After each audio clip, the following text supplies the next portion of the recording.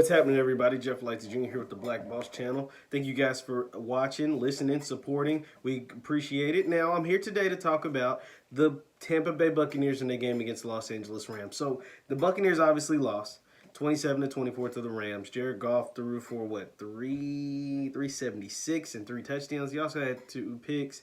The Rams couldn't run the ball, but the Tampa Bay, Tom Brady just not look good. And the question I want to ask, I want to pose to you all, and I'm trying to answer and figure it out myself, is who's to blame for the struggles of the Tampa Bay Buccaneers? Now, I mean, the team is 7-4. Like, it's not like it's a soup sandwich. They're 7-4.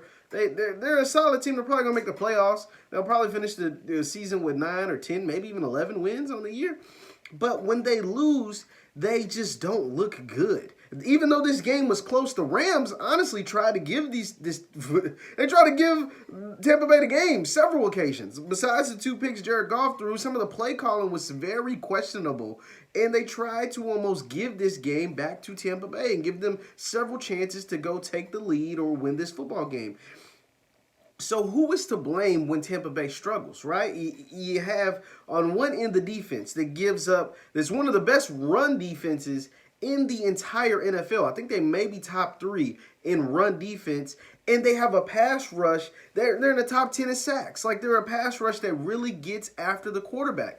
But if they don't get home, right, which you can't get home every single play, if they do not get home, you have players like Jared Goff that can carve you up for 376 yards.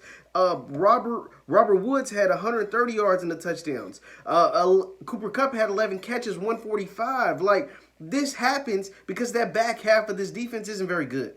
Carlton Davis, Antoine Whitfield Jr., like, these guys are solid. Antoine Whitfield's pretty good, but those corners, those guys on the outside, like, Cooper Kupp was going to work on those guys. Robert Woods was catching it and making a lot of plays after the catch on these guys. I mean, this is what happens to Tampa Bay every week if that pass rush does not get home. Now, that pass rush can get home and make plays, but if they don't get there, you see these kind of struggles. But let's just not blame it on the defense, because at the end of the day, they only gave up 27 points. Like I say, only, but they had 2 interceptions. Who wasn't able to capitalize on those interceptions? The offense. And Tom Brady, 26 of 48. That's 22 incompletions. It's not very good. Just a little bit over 50%.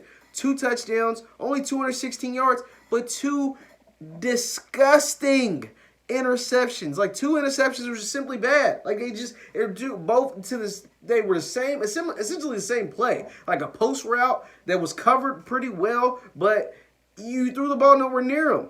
And Jordan Fuller had the 2 easiest interceptions of his life in this game.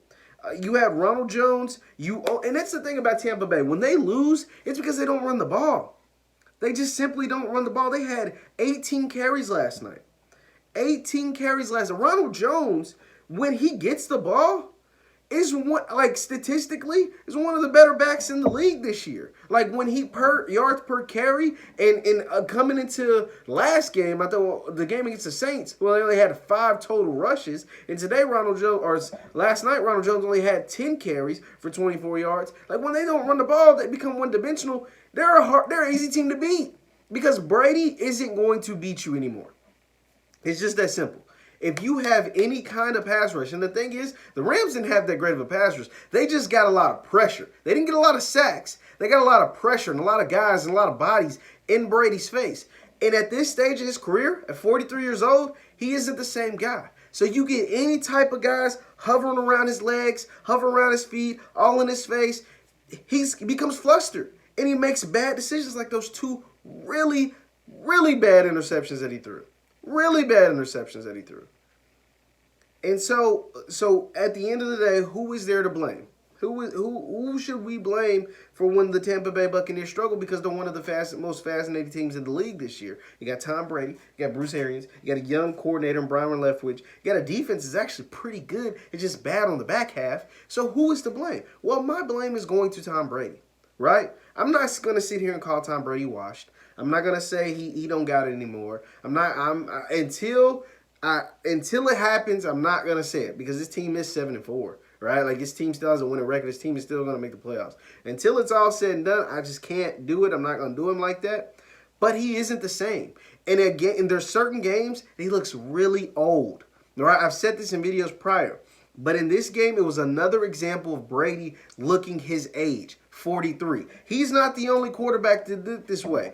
Drew Brees is really old in this league, and at times he looks super old, right?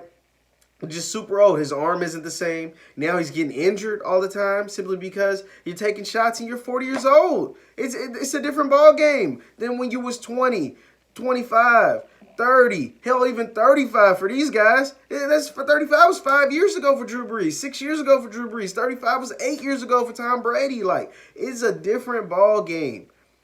And I think at times, because of where they at, the advanced stage of their career, they look old in some games. And this game was another example of Tom Brady looking old. And I think that's what that hinders the Bucs at times. Like, it really does. Like, he can't. Those plays, those no risk it, no biscuit plays, throwing 20 yards down the field are not his forte. Not at this stage of his career. They're just not working because both interceptions came when he tried to push the ball down the field 20 yards. When he was thinking and dunking, it was working. It was working. And he was driving his way up the field to win the game or kick the game-time field goal, and he tried to go over the top one time, and it cost him the ball game. So I'm going to put the blame right now on Tom Brady. They do need to shore up that back half, but that is what it is. They have a nice pass rush.